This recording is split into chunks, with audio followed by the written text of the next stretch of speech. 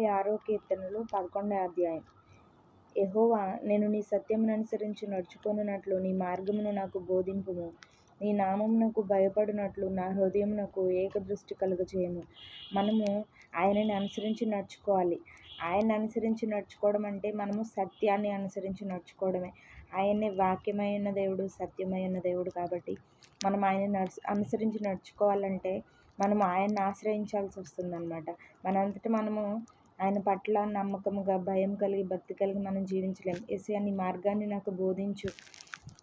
నీ పట్ల నమ్మకం కలిగి, భయభక్తులు కలిగి ఉండటానికి కావలసిన ఏకదృష్టి నాకు దయచేయి. అటు ఇటు నా మనసుని పోనివద్దు యేసయ్యా అని చెప్పేసి మనం ఆయన్ని ప్రార్థించాలి, మనం అడగాలి. అప్పుడే మనము ఆయనలో స్థిరంగా మనం ఉండగలుగుతాము. ఈ కడవరి దినాల్లో మనము అటు ఇటు నులివెచ్చని స్థితిలో మనం ఉండకుండా నమ్మకమైన భక్తి చేసే వారముగా మనం ఉండాలి. Praise the lord.